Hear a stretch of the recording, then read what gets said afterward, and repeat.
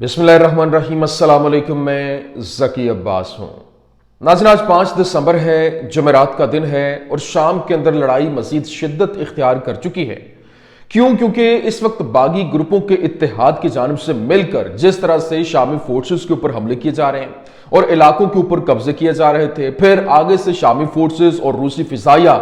مشترکہ طور پر آپریشن کرتے ہوئے ان علاقوں کو آزاد کروانے میں لگی ہوئی ہے۔ لیکن ابھی رات گئے ایک بہت بڑی خبر آئی، کیونکہ ابھی تک جو حلب کے مختلف علاقوں کے اوپر شامی جو باغی ہیں ان کی جانب سے قبضہ کیا گیا تھا اور پھر حما کی طرف وہ بڑھتے ہوئے دکھائی دے رہے تھے، لیکن رات گئے جو آپریشن ہوا، اس آپریشن کے دوران جو شامی باغیوں کی جانب سے روسی S-400 جو ان کا ریڈار سسٹم ہے اس کو جناب والا اپنے کنٹرول میں لے لیا گیا ہے، اس کے اوپر قبضہ کر لیا گیا ہے۔ اور ایٹ دا سیم ٹائم یہ اتنا بڑا دھچکا ہے کہ وہ جو 300 کلومیٹر کے رینج تک آنے والے جو میزائل ہیں ان کو ڈیٹیکٹ کر لیتا ہے اور پھر S-400 کو S-300 کو انڈیکیٹ کر کے وہاں سے ٹارگٹ لانچ کرنے کی اور ان کو گرانے کی صلاحیت رکھتا، اس کے اوپر قبضہ کیا گیا۔ اور یہ بیسیکلی ایک آپریشن پراپر پلاننگ کے ساتھ کیا گیا اور امریکہ جو اسرائیل اور یہ ایک جو پوری پلاننگ کے ساتھ ان کو آن بورڈ لیتے ہوئے اس ٹیکنالوجی کے اوپر قبضہ کرنا تھا۔ اور کل رات کو یہ ہوا، جس کے بعد روسی فضائیہ کی جانب سے جو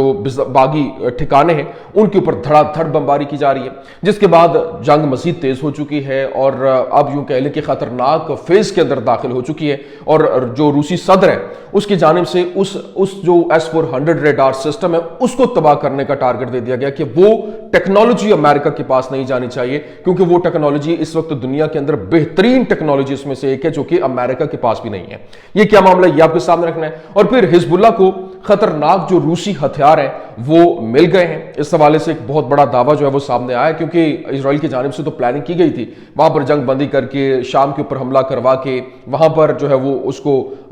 ایک ایسی جنگ کے اندر دھکیلا جائے تاکہ وہ حزب اللہ کی طرف لبنان کی طرف توجہ نہیں کر سکے۔ لیکن روسی ہتھیار جو ہے وہ لبنانی مزاحمت تک کیسے پہنچے ہیں، یہ بھی بڑی اہم سٹوری ہے۔ تمام تر ڈیٹیلز ون بائی ون آپ کے سامنے رکھتے ہیں۔ اچھا ناظرین، سب سے پہلے تو میں آپ کو بتا دوں، دیکھیں غزہ نے ایک ہاف کو بے نقاب کیا تھا، اب شام جو ہے وہ باقی ہاف کو بے نقاب کر رہا ہے۔ غزہ نے اسرائیل کے سامنے عرب اور جو ترک حکومت کی بے عملی کو بے نقاب کیا اور سیکیورٹی اور سفارتی تعلقات بھی یہ منقطع نہیں کر سکے تھے، اور شام کے اندر ترکی کی جو توسیع پسندانہ دشمنانہ کارروائیوں کو بے نقاب کیا ہے اور ایسے اقدامات جو وہ اسرائیل کے خلاف کرنے کی ہمت نہیں رکھتا اور سفارتی تعلقات تک وہ منقطع نہیں کر سکا اور فلسطینی سفارت خانے کی جگہ اسرائیلی سفارت خانے سے جو شروع کر رہا ہے۔ لیکن آپ دیکھیں اعلان تو وہ بہت کر رہا تھا طیب اردوان، لیکن ابھی تک میں حیران ہوں کہ وہ اس کے اوپر عمل درآمد نہیں کر سکا۔ ابھی بھی جو جہاز ہیں ان کے جو سمندر سے آئل ہو کے وہ سارے کا سارا جناب ان کی شپس جو ہیں وہ باقاعدہ طور پر اسرائیل جا رہی ہیں، اور یہ کل بھی میں نے آپ کو خبر دی تھی اور ابھی لیٹسٹ خبریں بھی آ رہی ہیں، باقاعدہ تیل کی ترسیل ہو رہی ہے، آئل کی ترسیل ہو رہی ہے، باقی اشیاء خور و نوش ہیں وہ وہاں سے جا رہی ہیں، تو یہ آپ کے سامنے ہے۔ لیکن ابھی جو ترک نیشنلسٹ موومنٹ ہے، پارٹی کی چیئرمین ڈیولٹ باہسلی، اس نے کہا کہ حلب ترک اور مسلم ملک ہے، مطلب اس نے اس کو بنا دیا جس طرح سے اسرائیل نے اپنا ایک کہا نا کہ 4000 سال پہلے 3000 سال پہلے یہ ہماری سرزمین تھی، ہمارے انسیسٹرز یہاں پہ تھے، تو اب وہی بات یہ بھی کر رہے ہیں۔ اور انہوں نے کہا یہ صرف ہم ہی نہیں کہہ رہے بلکہ تاریخ کہتی ہے، جغرافیہ یہ کہتا ہے، سچ کہتا ہے کہ ہمارے آباء و اجداد نے کہا کہ حلب کے قلعے کے اوپر جو ہمارا کنٹرول تھا اور وہاں پر لہرایا جانے والا ترکی کا جھنڈا بھی یہی کہہ رہا ہے۔ آپ اندازہ کریں یہی اصل میں مینٹالٹی ہے۔ اب یہ ایک نیا سلسلہ جو ہے وہ شروع ہو چکا ہے۔ لیکن رات گئے جو گیم ہوئی ہے اور وہاں پر جو حملہ ہوا ہے، وہاں باغیوں کی جانب سے زبردست قسم کی لڑائیاں جو ہیں وہ چھیڑی گئیں اور وہاں حملے ہوئے، مختلف علاقوں کے اوپر کنٹرول بھی حاصل ہوا، اور جو باغی گروہ ہیں وہ وہاں سے کہہ لیں کہ حلب کے مختلف علاقوں کے اوپر قبضہ کرنے کے بعد، جن کو بارہا وہ یہ کہہ لیں کہ چینہ جپٹی جاری ہے، ایک قبضہ کرتا دوسرا آزاد کرواتا، دوسرا قبضہ کرتا پھر پہلا آزاد کروا لیتا، مطلب اسی طرح سے ایک سلسلہ چل رہا ہے۔ اب حما کی طرف وہ بڑھ رہے ہیں، لیکن یہاں پر ابھی خبر یہ آ رہی تھی کہ جب رات کو یہ لڑائیاں چل رہی تھیں تو وہاں پہ جو ایک جو پیش قدمی جو ہے وہ یہ کہہ لیں کہ باغی گروپوں کی جاری تھی، اور انہوں نے جس علاقے کے اوپر وہ پہنچے وہاں پر ان کو S-400 جو ہے ریڈار سسٹم، جو روسی ریڈار سسٹم ہے وہ مل گیا، اور یہ کہہ لیں کہ اس کے ساتھ 3 ریڈار جو ہے وہ اٹیچ تھے، اور یہ तकरीबन 300 किलोमीटर तक के रेंज से जो है वो कोई भी अगर मिसाइल हो, ड्रोन हो, जहाज हो, कुछ भी हो, कहते हैं ना चिड़ी पर नहीं मार सकती, चिड़िया जो है वो ये कुछ नहीं कर सकती। तो यहाँ इस तरह का माहौल था। इसके बावजूद इन्होंने जो है वो बेहतरीन किस्म के रडार सिस्टम के ऊपर कब्जा हुआ। ये हुआ कैसे, ये बड़ी इंपॉर्टेंट चीज है। देखिए एट द सेम टाइम यही रडार सिस्टम जो है वो 200 मिसाइल दाग सकता है S-400 को अटैच करते हुए, S-300 को अटैच करते हुए। अब यहां पर ये, क्योंकि आपको याद होगा इराक के ऊपर जब इजराइल ने हमला किया था 10 से 12 मिसाइल दागे थे, तो उस वक्त जो यही इस वक्त कह लें कि शाम के पास जो रूसी फौज ने यहाँ पर डेप्यूट किए हुए थे S-400 रडार सिस्टम, इसके थ्रू उन्होंने उनको डिटेक्ट करते हुए मुकम्मल तौर पर नाकाम कर दिया था, उसको हवा के अंदर ही उड़ा कर रख दिया था। और अमेरिका और इजराइल ये चाहते थे कि ये टेक्नोलॉजी उनके पास आए।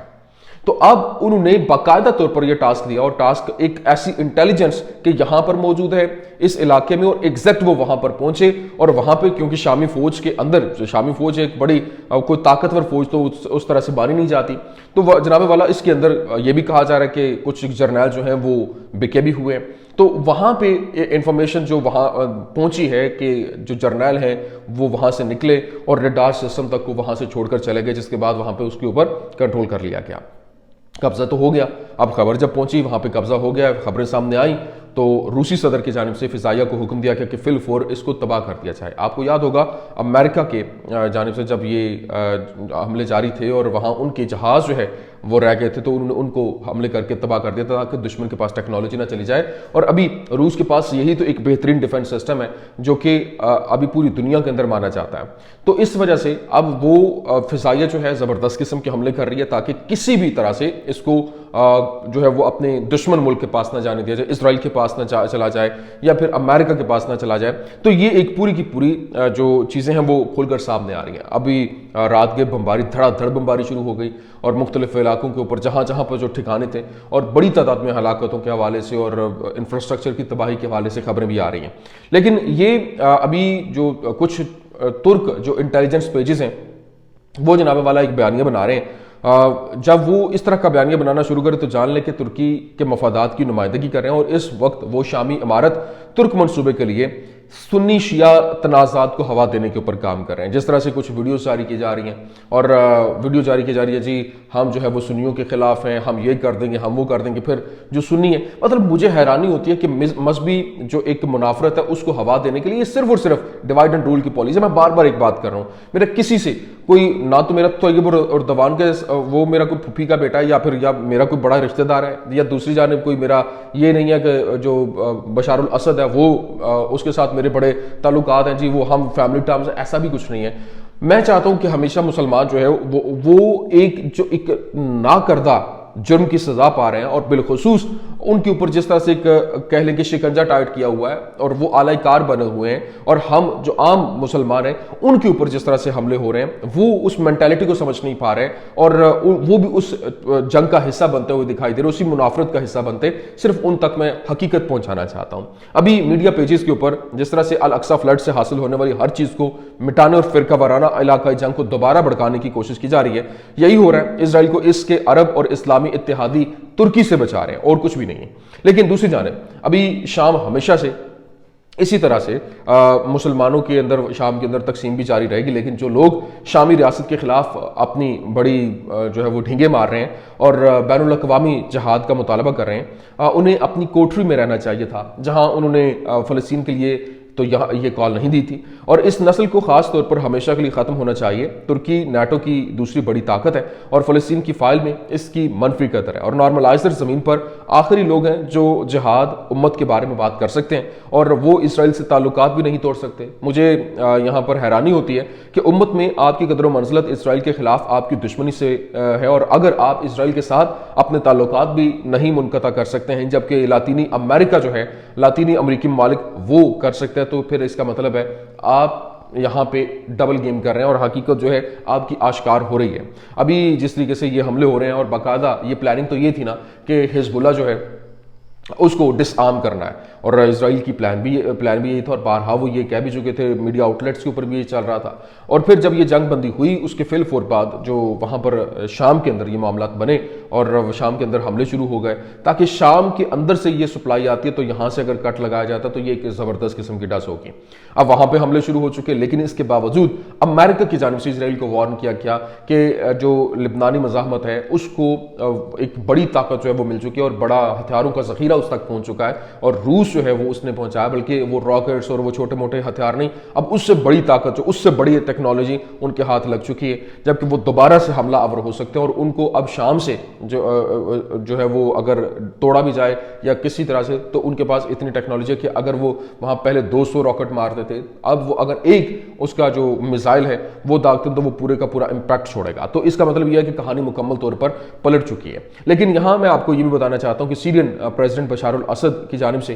50% اپنی جو فوج ملٹری پرسنلز ہیں ان کی سیلری کے اندر اضافہ کر دیا گیا ہے۔ اب شمالی حلب کے اندر آنے والے دنوں میں آپ کو توجہ جو ہے وہ دینا ہوگی، کیونکہ کمک کی آمد کے بعد جو باغی گروپ ہیں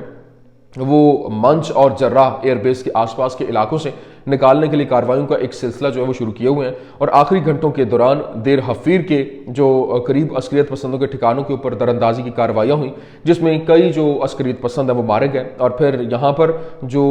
یہ باغی گروپس ہیں 3-4 گروپس تھے جس میں ایس ٹی ایف ہے، ایس این اے ہے اور دیگر جو تھے وہ پہلے پہل کرتے تھے، اور جس نے ٹل رفت کے اندر کامبنگ آپریشن کے خاتمے کے بعد دوبارہ منظم کرنا شروع کر دیا ہے، جہاں اب بھی بہت سے جو لوگ ہیں وہ رقہ کی طرف روانہ نہیں ہو سکے، اور ایسا لگتا ہے کہ جو یہ اس وقت جو شور ہے وہ مزید بڑھے گا، اور حلب کے اندر شیخ مقصود میں تعینات فوجی اس کے آس پاس کے علاقوں میں جو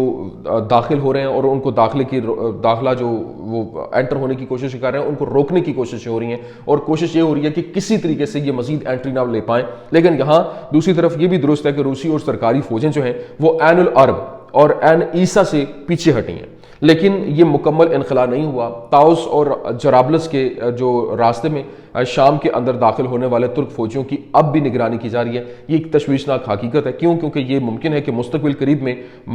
جو منبج آپریشن ہے وہاں ایک بڑا زبردست قسم کا ہوگا، یہ ان کا علاقہ منبج، وہاں پہ ایک زبردست قسم کا آپریشن جو ہے وہ ہونے جا رہا ہے، جو کہ پورے کے پورے منظرنامے کو تبدیل کر دے گا۔ سب کی نظریں اس وقت ادھر ہونی چاہیے کیونکہ حالات بہت تیزی کے ساتھ تبدیل ہو رہے ہیں۔ یہ کچھ اہم ترین اپڈیٹس تھی، میں نے کہا آپ کے سامنے رکھ دیں۔ امید کرتے ہیں ویڈیو آپ کو پسند آئی ہوگی، پسند آنے کی صورت میں لائک کیجیے، شیئر کیجیے اور ہمارے چینل کو سبسکرائب کرنا مت بھولیے گا۔ شکریہ۔